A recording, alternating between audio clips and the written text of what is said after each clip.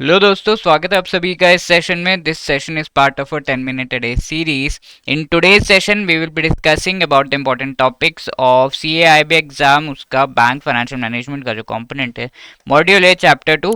The very important topic जहाँ से हर शिफ्ट में, वी कैन से हर साइकिल में जो है क्वेश्चन पूछा ही पूछा जाता है। Tax collected at source, FEMA act के अंडर जो लिबरलाइज रेमिटेंस स्कीम के तहत इंटरनेशनल रेमिटेंसेस किए जा रहे हैं, उससे रिलेटेड कैलकुलेशन। ओके, तो we will see what is meant by this tax collected at source. इससे पहले हम LRS with respect to current account जो है, करंट अकाउंट ट्रांजैक्शन जो किए जाते हैं, वो हमने देख लिया कैसे ये एलआरएस की स्कीम जो है वहां पर अप्लाई हो रही है।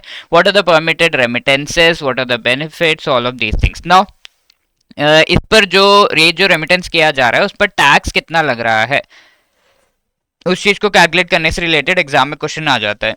So this tax is called tax collected at source, यानी कि this is the tax that is initially, ठीक है, फर्स्ट इंस्टेंस पे कलेक्ट कर लिया जाता है एंड लेटर ऑन इसको आप कई बार अपना कैलकुलेशन के हिसाब से आपका टैक्स जो एक्चुअल बन रहा है that might be less than what the tax has been collected by the government, so you can claim a return on this particular tax. Okay, so that is the tax collected at source, TCS. हम जो TDS करते हैं उसी तरह का है।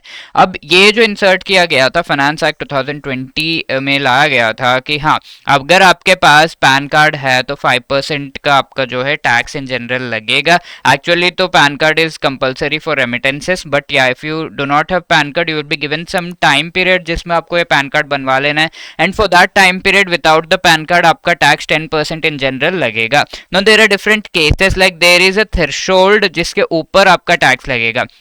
ऐसा नहीं है कि जितना भी पैसा भेजो सारे के सारे पैसों पर आपका टैक्स लगेगा, ठीक है। तो वॉट एवर यू सेंड उसमें से 7 लाख रुपीज जो है टैक्स एग्जेम्प्ट है, एक रिबेट आपको मिल रहा है, यानी कि उसके ऊपर टैक्स नहीं लगेगा। उसके ऊपर जितना भी एक साल के अंदर आप इंडिया से बाहर भेज रहे हैं, obviously with in the different limits for different things, आपका टैक्स लगेगा एट दिस पर्टिकुलर रेट, ठीक है। तो that is the thing, 7 lakhs पर financial year is a limit.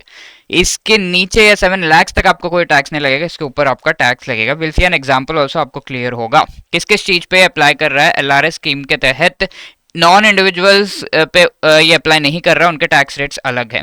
Remittances for payment of import of goods services, transfer of domestic rupee account to NRO account है, domestic rupee account से NRO account में आप अगर कुछ पैसे वगैरह transfer कर रहे हैं, both are rupee based accounts, तो दैट ऑन दैट ऑल्सो आपका टैक्स कलेक्टेड एट सोर्स जो है लग रहा है, नॉन इंडिविजुअल्स पे नहीं लग रहा है। Obviously this LRS scheme itself is not applicable on anyone apart from the resident Indian individuals, ठीक है।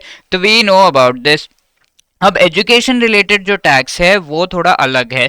अब्रॉड जा रहे हैं आप, एजुकेशनल लोन लेकर, ऐसे केस में टैक्स जो लग रहा है ओनली 0.5% है, because already you are paying the loan का interest and everything.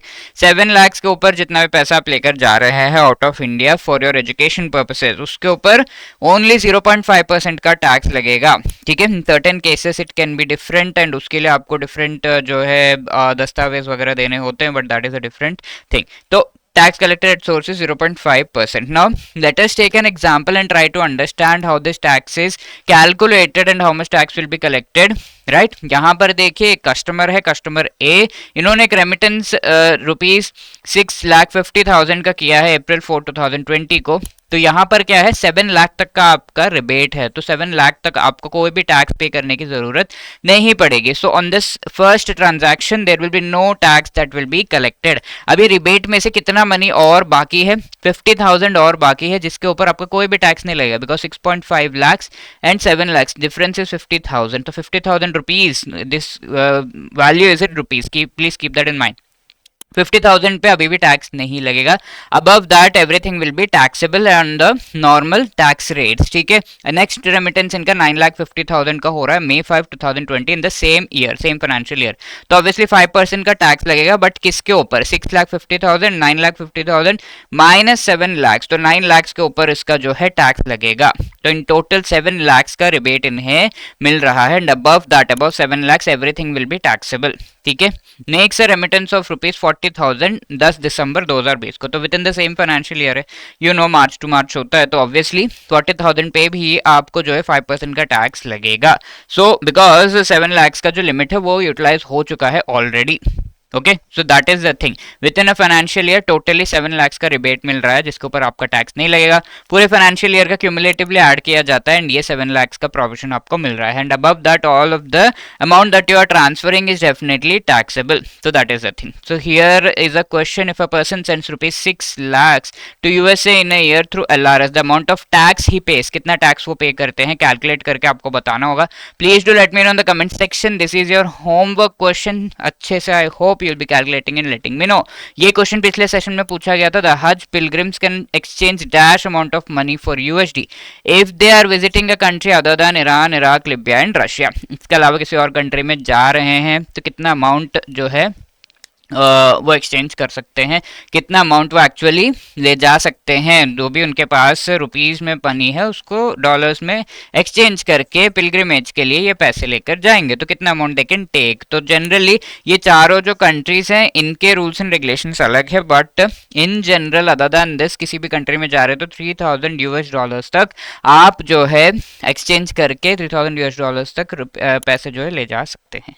Okay, so these were the things that we had to discuss. And now if you are preparing for the CIB exam for the upcoming cycle and want to clear it in one attempt, and if you need guidance, so in that case you can be part of our master course. Please do enroll into this। हमारे master course का link आपको description में मिल जाएगा। इसमें आपको चारों components से related concept classes which are short recorded videos 15-15 minutes के, watch them on the go, watch them in your break and complete the chapters.